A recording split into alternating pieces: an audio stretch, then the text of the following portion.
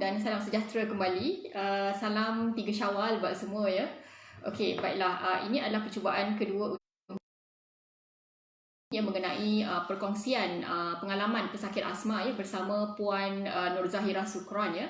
Jadi beliau adalah seorang pesakit asma dan merupakan founder kepada I Love Quran ya. Jadi kita masih menanti kedatangan Puan Zahira untuk accept broadcast invitation saya. Okey. Okey, baik. Berjaya di add untuk broadcast. Assalamualaikum Zahira. Okey, jadi seperti yang kita tahu ya, asma adalah satu penyakit di mana paru-paru kita akan lebih sensitif terhadap rangsangan luar ya, terutamanya cuaca yang sejuk ya, habuk-habuk ya dan juga asap ya. Assalamualaikum. Okey tak? Clear tak? Dengar. Okey, Alhamdulillah. Okey, Zahira, terima kasih kerana sudi memenuhi jemputan saya pada pagi ni ya. Salam satu Syawal. Zahira sihat? Sihat, Alhamdulillah. Apa khabar Dr. Yakin? Dekat hospital dah start kerja? Begitulah kehidupan seorang doktor ya. Pesakit tidak mengira sama ada raya ataupun tidak. Okey, baiklah. Puan Zahira boleh kongsikan sedikit latar belakang Puan sebelum kita bermula? Bismillahirrahmanirrahim. Assalamualaikum warahmatullahi wabarakatuh kepada ada beberapa penonton daripada rumah dan mungkin tempat kerja masing-masing ke. Saya Nur Zahira binti M. Sukran dan saya berumur 39 tahun.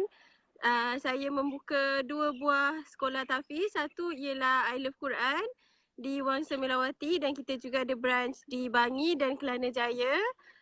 Dan saya ada membuka satu sekolah perempuan yang juga tahfiz, kira tahfiz moden lah. So kita ada buat gardening, kita buat activity based learning. Namanya Khadijah Learning Center. Jadi kalau berminat boleh cari kami di Facebook dan like Facebook dan Instagram kami. InsyaAllah. Terima kasih Puan Zahira kerana sudi bersama-sama kita ya. Jadi mungkin Puan Zahira boleh ceritakan sikit sejak umur berapa tahun Puan Zahira mula ada simptom-simptom yang didiagnose sebagai asma? Sejak umur berapa tahun tu tahu ada asma? Yang saya tahu maksudnya diagnose by doktor di diagnose oleh seorang doktor pakar paru-paru ialah pada umur 35 tahun. 35 tahun. Sebelum tu saya bila kita dah tahu kita dah diagnose tu baru kita tahu oh rupanya sebab itulah sebelum ni ada simptom tapi kita tak tahu dan kita jumpa doktor biasa pun doktor biasa tak pernah diagnose kita sampailah masa umur 35 tahun tu sebenarnya saya pregnant dengan anak yang kecil dan masa tu memang banyak jerubu. Masa tahun tu memang banyak jerubu. Dan bila jumpa doktor pakar sakit puan tu dia yang bagi tahu kamu ni macam asma ni, kamu baik pergi jumpa doktor pakar paru-paru. Jadi dia yang refer saya. Kalau tidak saya sendiri tak tahu yang sebenarnya saya melalui simptom-simptom asma. Dan bila jumpa doktor biasa pun dia ingat saya batuk biasa. So kalau doktor pakar tu tak refer saya pun tak tahulah sampai sekarang agaknya. I see. Jadi apa simptom-simptom yang Puan Zahira rasai dan sejak umur berapa mula rasa simptom tu? Saya rasa dia bermula bukan rasa, memang sebenarnya apa yang berlaku sejak lepas saya bersalin anak pertama saya mula ada simptom. Jadi itu mungkin umur 26 tahun. Jadi dalam kira lebih kurang 10 tahun saya kiranya macam penghidap asma secara tak tahu dan tidak mendapat treatment yang sepatutnya kan. Jadi 26 tahun sebenarnya bermula selepas saya melalui satu kemalangan kereta yang agak teruk dan kereta tu memang hancur. Saya sendiri beberapa tulang yang crack lah. Dan salah satu tulang yang crack tu adalah di paru-paru. 2 kot yang di paru-paru, satu di leher ni. Alhamdulillah semuanya dah baik lah. Cumanya semasa 2 bulan yang saya recover daripada accident tu, yang mana saya tak boleh berjalan 2 bulan tu sebab retak di tulang pinggul. So 2 bulan tu, masa tu yang saya mula rasa pada waktu malam saya macam susah nak bernafas. Rasa macam tersekat dekat sini. Macam kahak banyak sangat kita cuba clearkan pun dia tak hilang-hilang. Kadang-kadang sampai sejam 2 jam tak boleh nak tidur. Itulah mula dia. Tapi masa tu saya tinggal di rumah makcik dan anak makcik saya tu ada 2 orang doktor, tapi saya cerita dia orang macam oh tak ada apa pun. Mungkin tu kahak biasa ataupun batuk. Jadi saya pun teruskanlah hidup seperti biasa. Masa tu berapa lama lepas accident tu yang start ada kahak banyak tu? Saya rasa macam 2 minggu masa tu, ataupun tak tahu mungkin tu hormon lepas bersalin ke, saya pun tak pasti. Tapi yang sebelum saya accident tu, 6 bulan sebelum accident tu, saya accident tu dalam 6 bulan, 5-6 bulan lepas bersalin lah. Dan sebelum tu tak pernah pula rasa macam tu kan. Masa first time tu yang lepas accident tu lah. I see. So masa lepas accident tu doktor buat tak x-ray ke? Dia kata paru-paru ada problem ke dia kata just tulang rusuk je yang patah masa lepas accident tu? Sebab saya jumpa doktor pakar tulang je kan. Jadi dia memang tak check dekat paru-paru lah. Dia tak cuma check bahagian tulang kan. Masa mula-mula accident tu saya di Bintulu. Masa di Bintulu mungkin dia orang ada check, tapi saya pun macam sebab baru accident kan, kita tak berapa sedar sangat. Maksudnya otak kita macam blur lagi. Suami pula sebenarnya outstation masa tu, dia dekat luar negara. Jadi saya seorang-seorang dengan kawan-kawan lah yang banyak tolong. Masya Allah. Okay, I see. Berapa lama kat hospital masa tu? Lepas accident tu? Di hospital Bintulu saya rasa 3-4 hari, lepas tu balik rumah. Dan sebab kami di Bintulu kan masa tu, jadi kami meminta kebenaran untuk pulang ke Kuala Lumpur untuk further treatment dekat KL lah, sebab ada banyak hospital yang kita boleh pergi kan untuk second opinion dekat KL. So dalam 3-4 hari di Bintulu, hospital Bintulu, lepas tu balik rumah dan dibenarkan lepas 2-3 minggu dibenarkan pulang ke KL lah. So masa kat dalam hospital tu tak adalah masalah batuk atau susah nafas ya masa tu? Masa tu tak ada lagi lah. So maksudnya dalam 2 minggu lepas accident tu mula rasa banyak batuk ya? Kahak semua tu? Mungkin 3, saya pun tak pasti 3-4 minggu kot. Sebab I see. tak berapa ingat dah timeline tu dah lama. Right. Cuma yang saya ingat itu teruskan Puan Zahira. Itu kali pertama saya rasa teruk lah, yang keadaan tu agak teruk. Dan yang memory lainnya saya rasa dia berulang, tapi saya tak tahu lagi benda tu asma adalah bila saya umur 31, 32 macam tu, saya pergi sambung belajar di Dublin dengan suami. Satu keluarga lah kami pergi duduk di Ireland untuk setahun. Masa tu banyak kali juga, mungkin sebab cuaca sejuk kan. Jadi masa tu malam kadang-kadang jadi lagi, tapi dah lah kita student, tak ada banyak duit. Jadi kita memang tak pergi doktor lah. Cuma kita ada ramai kawan-kawan Malaysian yang doktor dekat sana, kita ada jugalah tanya-tanya. Dan ada satu kali tu kami pergi iktikaf di masjid di Birmingham. Masa tu ada ramai juga kawan-kawan doktor dan ada yang bagi ubat salbutamol ke nama dia? Salbutamol yang biru tu? Tapi memang tak berkesan langsung. Tapi saya, yelah tak apalah, terima je lah, makan je lah doktor bagikan. Maksudnya bila balik Malaysia yang masa mengandung, yang doktor suruh jumpa doktor pakar tu, yang tu barulah saya dapat ubat yang berkesan lah lepas dah diagnose asma tu. I see. Masa Puan Zahira pertama kali dapat simptom banyak kahak, susah nafas yang beberapa minggu lepas accident tu, bagaimana perasaan ahli keluarga yang lain? Apa yang mereka fikirkan masa tu? Tak tahu, dia orang biasa je. Dia orang sebab lagi risau sebab kita baru accident kan, tak boleh jalan semua. Jadi yang kahak tu semua orang relax je, tak lah. Semua orang cakap, oh Something patutnya yang kot, tak apalah. okay. Jadi apa langkah pertama yang Puan lakukan ketika kali pertama dapat simptom banyak kahak tu? Saya cuba macam banyak kali berdiam dan cuba membatukkan diri untuk cuba keluarkan. Tu je lah. I see. So ahli keluarga pun tak ada apa-apa beri cadangan ke lepas nampak batuk tu agak kerap ke macam mana? Sebab dia orang semua tidur masa tu kan. Sebab tengah-tengah malam yang dia jadi. Jadi dia orang pun tak perasan kita dalam difficulty tu. Jadi untuk apa tu untuk info para netizen ya, simptom asma ni memang akan berlaku dengan turut pada waktu malam ya.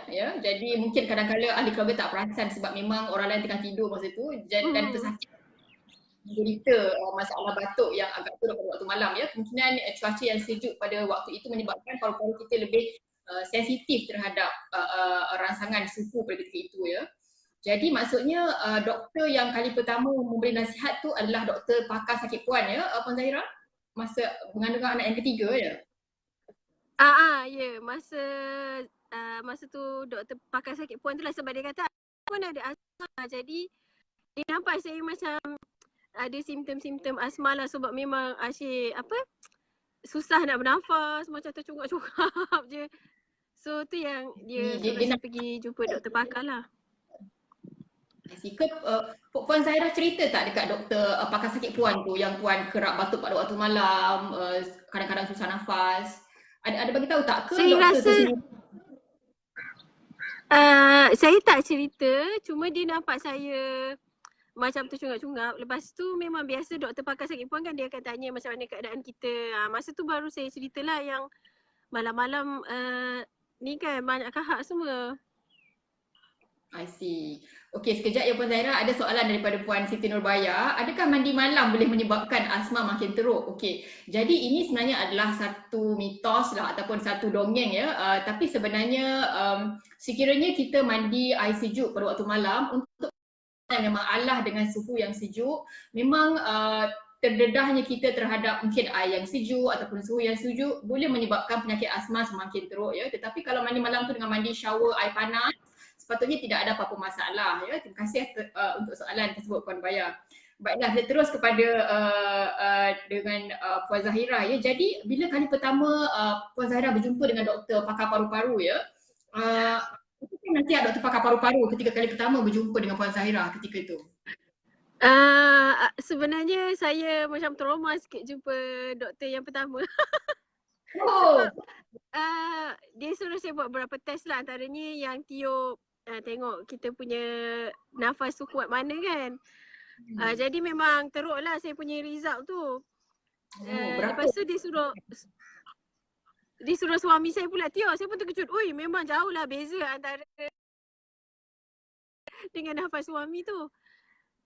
Tapi dia macam mungkin cara dia sedikit keras lah. Dia memang dia cakap saya, awak ni kena terima kenyataan, awak pesakit asma, awak kena terima kenyataan. Saya macam rasa shock lah sebab first time kan. Tiba-tiba dan mungkin bagi diri saya juga suka nak menerima sebab tak pernah pun daripada kecil-kecil ada asma. Jadi macam ambil masa lah nak terima kenyataan tu. Tapi dia memang agak keras lah dan garang, dan dia berulang kali beritahu saya kalau awak tak nak terima kenyataan dia, awak boleh mati. Dia jadi macam okey. Okey, baiklah. Dalam keluarga Puan Zahira ada tak sesiapa yang ada asma? Mak ayah ke, adik-beradik ke, sepupu-sepupu ke, ada tak yang ada asma? Keluarga terdekat tak ada. Tapi daripada keluarga macam cousins ataupun pakcik-makcik ada jugalah. Tapi dalam itulah mak saya terkejut bila saya pun kena asma ni sebab mak ayah dan adik-beradik memang tak ada lah. I see. Okey. Jadi untuk pengetahuan netizen ya, memang penyakit asma ni boleh diwarisi secara keturunan. Ya, mungkin bukan daripada mak ayah, tapi kalau kita ada sepupu ataupun saudara-saudara jauh, jadi memang kecenderungan untuk dapat asma tu boleh diwarisi melalui ahli keluarga ya. Baiklah, ada soalan daripada Kogi Shaniji ya. Dia bertanya kenapa bila makan tembikar atau oren mandarin saya dapat lelah? Okey, jadi seperti yang saya katakan tadi, asma adalah satu penyakit di mana paru-paru kita menjadi lebih sensitif terhadap rangsangan luar ya. Ada orang yang sensitif dengan udara, dengan cuaca ya, dengan makanan ya. Ada orang yang bila makan tembikar atau oren boleh dapat sangat asma ya, seperti mak saya juga adalah seorang pesakit asma. Jadi beliau memang tak boleh makan tembikar ya. Jadi mungkin masalah Puan Kogishani G ni adalah asma yang alahan terhadap tembikar dan oren.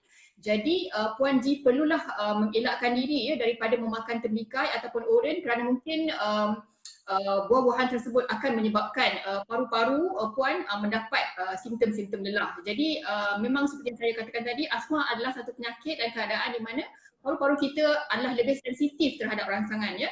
Jadi rangsangan tu boleh berbentuk cuaca yang sejuk ya ataupun makanan. Contohnya buah tembikar ataupun buah oren ya.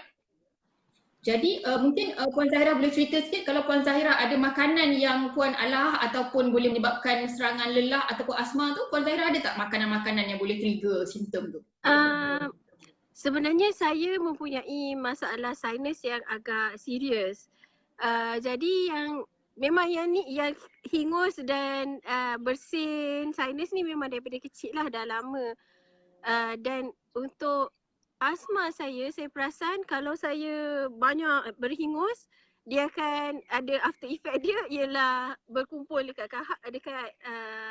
kahak di kerongkong dan lepas tu akan ada kebarangkalian jadi asma lah kalau tak clear up dengan baik. Jadi untuk makanan dan sebenarnya paling serius bagi saya adalah habuk.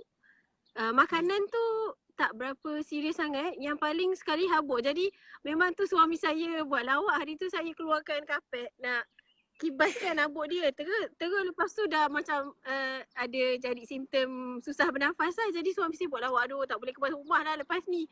Sebab bila habuk tu je terus rasa sukar bernafas lah. Ya. Jadi memang inhaler semua kan. Betul. Maksudnya bukannya Puan Zahira sengaja tak nak kemas rumah, tapi memang alahan ya. Jadi bukan malas ataupun bukan tak nak buat kerja, tapi memang alahan kan. Jadi semoga dapat lebih memahami lah ya kondisi Puan Zahira. Jadi bagaimana pula reaksi ahli keluarga Puan ya, suami ataupun adik-adik yang lain bila doktor menerangkan tentang diagnosis asma kepada Puan Zahira tempoh hari? Suami saya ada masa tu. Jadi suami dia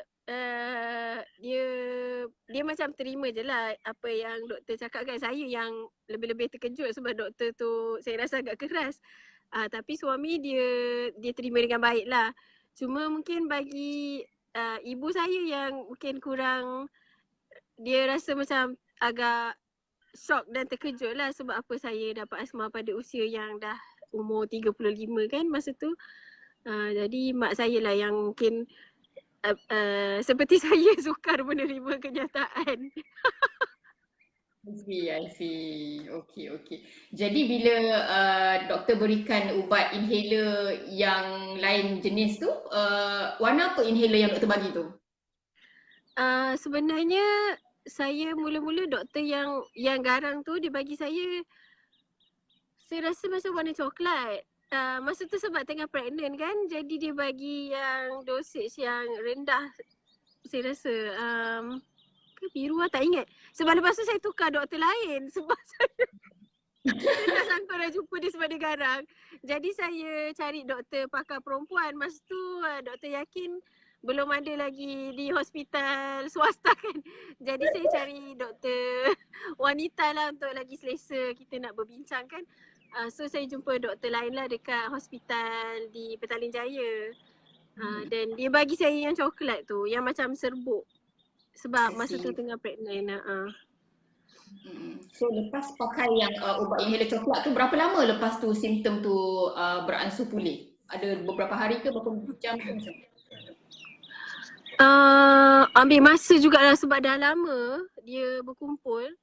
Dan sebenarnya antara ubat lain yang bagus juga ada. Ubat-ubat kahak yang lain tu pun bagus juga, banyak membantulah. Tapi saya rasa dalam minggu jugalah, seminggu lebih ataupun seminggu 2 juga nak bagi dia clear tu.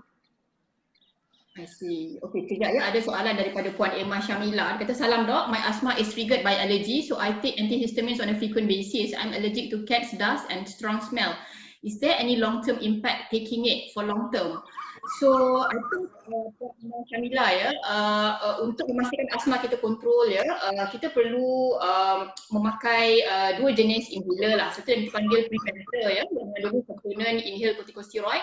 Satu yang dipanggil reliever yang mengandungi short-acting beta-agonist ya. Jadi untuk memastikan asma kita terkawal, ialah kita perlu memakai dua jenis inhaler ini dengan cara yang disarankan oleh doktor ya. Jadi jika asma puan kontrol dengan memakai dua jenis inhaler ini, jadi puan tidak perlu memakan ubat antihistamin secara regular ya. Jadi kebiasaannya itulah nasihat yang kita akan berikan kepada pesakit asma yang kerap mendapat serangan, terutamanya jika terdedah kepada kucing, kabut dan sebagainya ya, perlu memastikan asma kita kontrol dengan memakai dua jenis inhaler. Kemudian setelah itu barulah kita kontrol simptom-simptom yang lain seperti simptom resdom ya dan sebagainya. Okey, soalan daripada Kobi Sanuji ya, saya dapat dalam masa 25 tahun, adakah asma berganti dari orang lain? Okey, jadi Puan G ya, asma ini boleh didapati ketika seseorang itu kecil dan juga boleh didapati ketika seseorang itu dewasa ataupun kita panggil adult onset asma ya. Jadi kebiasaannya asma ini terdapat dari kecil. Boleh juga asma ini didapati ketika berusia agak lanjut atau berusia dewasa ya. Dan umur 25 tahun berdapat asma. Jadi kita perlu cek adakah perkara ini betul-betul asma dengan melakukan ujian spirometri ya, dan juga melihat adakah kita terdedah kepada asap-asap rokok ya. Kadang-kadang kita ataupun COPD ya, kerana simptom mereka lebih kurang sama. Jadi sebab itu amat penting untuk berjumpa dengan doktor paru-paru untuk menentukan apakah penyakit sakit puan adakah asma ataupun COPD, kerana penyakit ini memang kelihatan seperti sama tetapi kita perlu sejarah yang lebih detail untuk mengetahui sama ada ini asma ataupun COPD ya. Tapi asma boleh juga didapati ketika seseorang itu berusia dewasa ataupun lanjut. Baiklah Puan Jamila, boleh kita share sikit apa pengalaman ketika Puan menjalani rawatan asma ni? Putus sikit, apa dia Dr. Yakin tanya tadi? Okey, apakah pengalaman pahit yang Puan Zahira rasai? Pengalaman pahit yang Puan Zahira rasai ketika menjalani rawatan penyakit asma ni? Saya rasa pengalaman pahit tu yang masa first jumpa doktor pakar tu yang dia kata asma ni boleh mati, kamu kena terima kenyataan. Yang tu yang paling pahit lah, yang lain tu kena cocok apa semua tu. Saya pernah juga melalui pembedahan untuk clear kerongkong semua. Itu pun tak pahit. Semua yang lain tu kira okey lagi lah, tak rasa trauma sangat. Macam pengalaman pertama yang terkejut kena marah dengan doktor tu. Ya, tapi ya memang approach doktor tu ya. Tapi sebenarnya apa yang dia cakap tu memang betul ya. Sekiranya asma tu tak kontrol memang boleh membawa maut ya. Jadi mungkin marah-marah sayang lah ya. Maksudnya marah tapi sebenarnya dia marah tu supaya selamatkan diri daripada kematian ya. Okey. Mungkin Puan Zahira boleh share. Saya sampai berjalan sebab hujan pula tiba-tiba. Okey, tak apa. Pengalaman manis. Ya.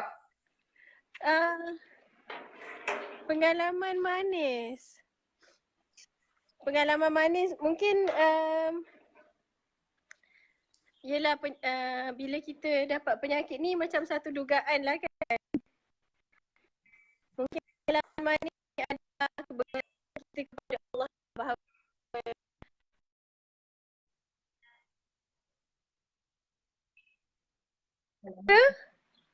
agak sekarang ni clear sikit. Apa dia Zahira? Apa pengalaman manis tadi? Terputus sikit. Mungkin connection tak berapa lancar kot kat situ.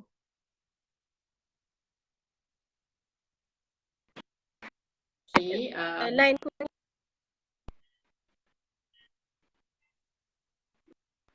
hello. Okay, ada masalah connection sikit. Tapi mungkin setakat ni kita dah dapat faham ya tentang penyakit asma ya. Lain orang, lain rangsangan yang boleh menyebabkan serangan asma itu terjadi kepada mereka ya. Ada orang dia sensitif dengan buah-buahan ya. Ada orang dia sensitif dengan cuaca yang sejuk. Ada orang sensitif. Okey, Zahira dah clear sikit kan? Dengar tak? okey dah, okey. Boleh dengar ke? Okey, sekarang dah boleh dengar. Boleh share pengalaman manis, pengalaman manis. Sekarang dah okey sikit, I think. Alamak, hang balik. Okey, ada soalan daripada ketika berumur 30 tahun. Perlukah saya mendapatkan rawatan berkala dengan janji doktor atau hanya ketika terasa ada simptom asma baru saya perlu dapatkan rawatan? Okey, jadi untuk Puan Aini ya, saya sarankan untuk berjumpa dengan doktor pakar paru-paru untuk betul-betul menentukan ya apakah mengidap COPD ya ataupun penyakit-penyakit lain, kerana simptom asma ini boleh kadang-kadang mudah untuk tertukar dengan simptom penyakit lain ya. Jadi sangat penting untuk kita confirm diagnosis ataupun diagnosis asma tu dengan menjalani ujian spirometri ya, ujian meniup di dalam alat spirometri itu, dan memastikan betul ini asma COPD yang lain ya, kerana rawatan sebenarnya lebih kurang sama, ada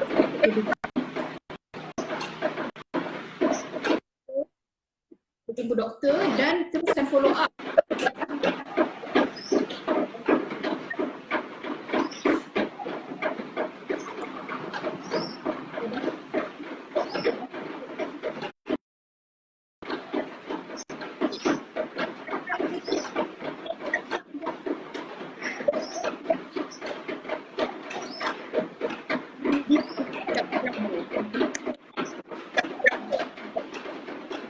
Okey, dengar tak? Saya nampak mulut Dr. Hakim bergerak, tak dengar. Tak dengar. Okey. Pengalaman manis. Pengalaman manis. Boleh kan saya cakap? Okey. Macam mana? Nak disconnect dulu ke macam mana? Hello, okey tak? Okey tak sekarang? Sekarang okey tak? Dah. Sekarang dengar ke? Clear?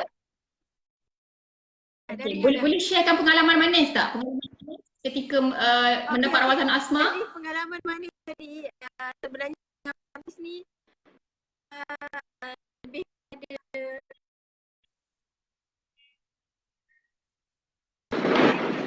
pengalaman manis lebih kepada kebergantungan kita kepada Allah lah, sebab kita sedar bahawa kita hanyalah manusia biasa yang ada banyak kelemahan, kita mungkin sakit, dan bila kita sakit itulah kita lebih dekat dengan Allah untuk meminta doa kepada Allah untuk menyembuhkan kita kan. Dan walaupun mungkin ada orang nampak penyakit ni sebagai tak bestnya kita tak sihat, tapi sebenarnya itulah antara cara untuk Allah menghapuskan dosa kita dan untuk Allah mengangkat darjat kita kan. Walaupun kita rasa kenapa orang lain tak sakit, kita pula sakit, tapi itulah cara untuk Allah dekatkan kita lah dengan dia. Jadi itu mungkin pengalaman manis lah daripada segi mendapat sakit asma ni. Ya. Mungkin blessings in disguise ya. Blessings in disguise. Maksudnya mungkin kita rasa perkara itu adalah sesuatu yang buruk, tapi sebenarnya dia adalah sesuatu yang baik ya. Mungkin dari aspek spiritual kita ya, menambahkan kedekatan kita kepada Allah SWT. Jadi alhamdulillah ya, banyak hikmah di sebalik apa yang telah berlaku ya. Okay, baiklah. Sebelum mendapat penyakit asma ni, pernahkah Puan Zahira mendengar mengenai penyakit asma sebelum ni? Pernah dengar tak asma sebelum Puan pergi didiagnose asma ni? Puan Zahira pernah dengar tak tentang asma?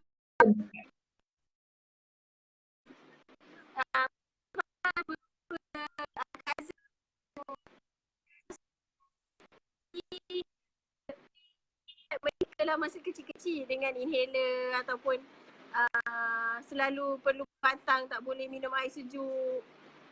Jadi daripada beberapa saudara-saudara, cousin-cousins lah yang kita pernah lihat. I see. So maksudnya memang dah aware lah tentang penyakit asma sebelum ni ya. Jadi baiklah.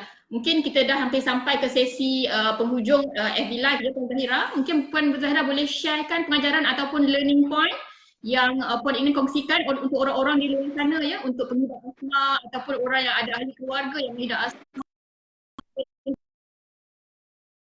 Ada learning point ataupun pengajaran yang Puan Zahira ingin kongsikan? Hujan agak kuat dekat sini, jadi saya kurang mendengar. Cumanya mungkin tadi Dr. Yakin tanya nasihat kan? Learning point, Nasihat learning untuk point. orang pendengar. Ya. Apa dia? Learning point, nasihat. Jadi nasihat untuk para pendengar pada pandangan saya lah, daripada jadi silent sufferer kan, macam saya hampir 10 tahun silent sufferer, dan bukan saya tak jumpa doktor, tapi saya tak jumpa doktor yang sepatutnya. Jadi sepatutnya kalau terutamanya kalau para pendengar yang ada di hospital swasta, saya cadangkan untuk jika ada simptom, apalah doktor akan dapat diagnosis cepat lah, daripada kita jadi silent dengan silent sufferer dan tidak mendapat treatment yang sepatutnya, dan kita terus menerus sakit dan keluarga kita pun tak faham sebab dia ingat kita batuk biasa ataupun kita sakit biasa. Sebenarnya yang kita hadapi tu ialah satu penyakit yang serius kan. Jadi kalau ada peluang untuk berjumpa doktor pakar dalam bidang yang sepatutnya, saya cadangkan inilah nasihat saya untuk kita dapatkan treatment yang sepatutnya lah. Ya, jadi pentingnya untuk mendapatkan pendapat doktor yang betul-betul pakar dalam bidang yang sepatutnya ya, untuk mendapat diagnosis yang tepat dan seterusnya rawatan yang tepat ya, supaya tidak menjadi silent sufferer ya, kerana suffering tu hanya dirasai oleh pesakit itu sendiri dan kadang-kadang orang lain pun susah nak memahami ya, sekiranya tidak mendapat yang betul daripada doktor. Baiklah, mungkin itu saja kita punya sesi FB Live pada pagi ini. Terima kasih banyak Puan Zahira ya kerana sudi meluangkan masa dan pengalaman yang berharga kita kongsikan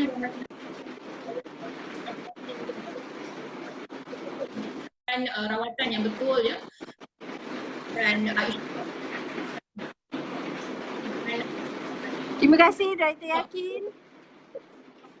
Okay, terima kasih banyak Zahira. Assalamualaikum warahmatullahi wabarakatuh. Assalamualaikum. Selamat Hari Raya. Assalamualaikum warahmatullahi wabarakatuh. Selamat Hari Raya Mak Azhar Batin. Salam 3 Syawal. Okay, baiklah. Terima kasih semua ya. Assalamualaikum warahmatullahi wabarakatuh.